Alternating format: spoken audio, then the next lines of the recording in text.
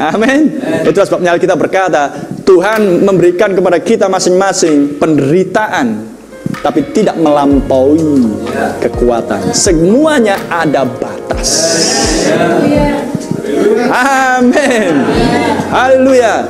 Oke setan, kau coba itu akan terbukti hambaku yang setia. Tapi jangan ambil nyawanya. Ada batas. Haleluya.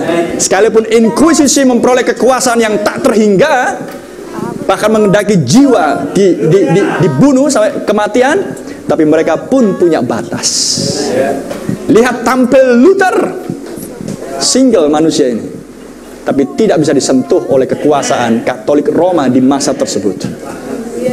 Amen.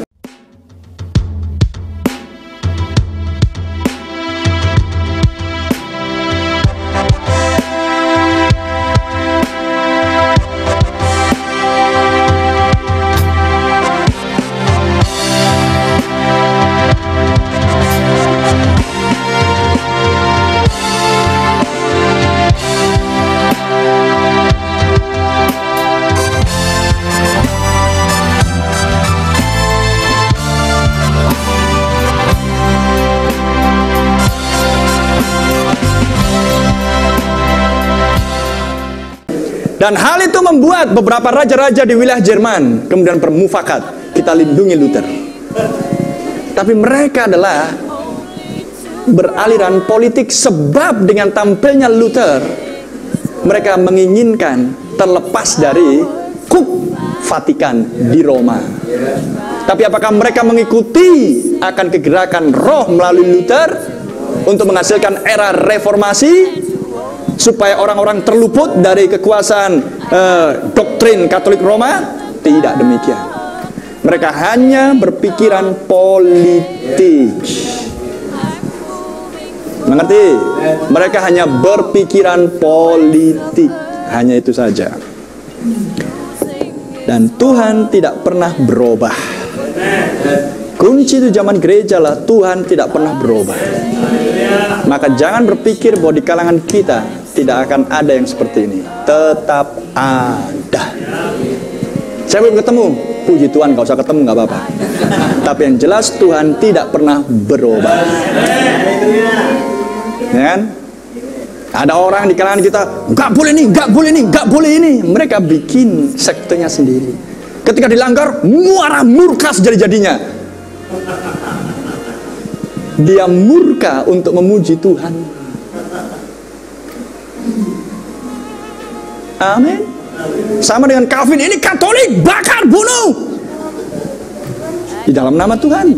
Of course, tentu tidak pernah Calvin kelompoknya melakukan di dalam nama neraka dan setan, karena engkau Katolik Roma. Tidak, di dalam nama Tuhan Yesus Kristus.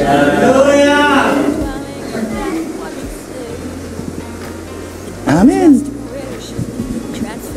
Anda bisa lihat, bahkan seperti di zamannya Brother Branham, ketika Brother Branham mengatakan, lihat, siapa yang membunuh Joseph Smith?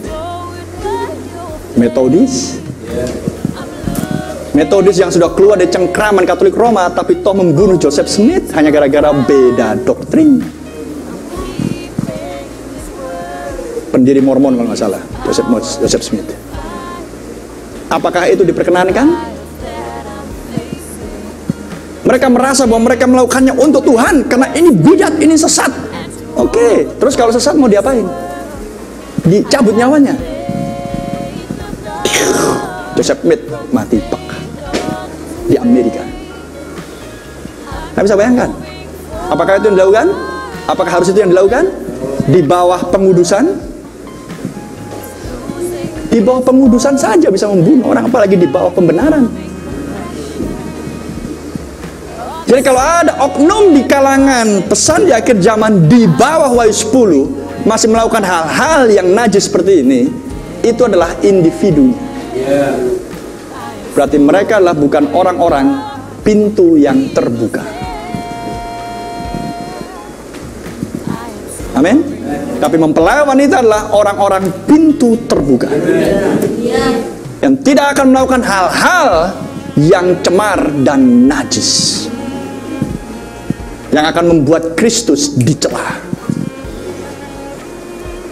itulah bukti bahwa tetap kelompok yang benar, gereja yang benar, dan gereja yang palsu tetap terus ada. Oh, sekarang kita dipesan nggak ada lagi yang gini. Tuhan masih ada, masih di bumi, Roh Kudus masih di bumi. Amin. Roh Allah bergerak oleh Roh Kudus. Amin. Masih ada umatnya Tuhan di bumi. Amin. Berarti setan juga masih ada.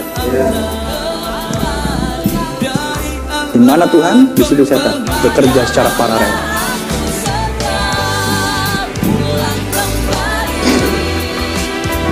Sangat menarik jika Anda mempelajari Sardis.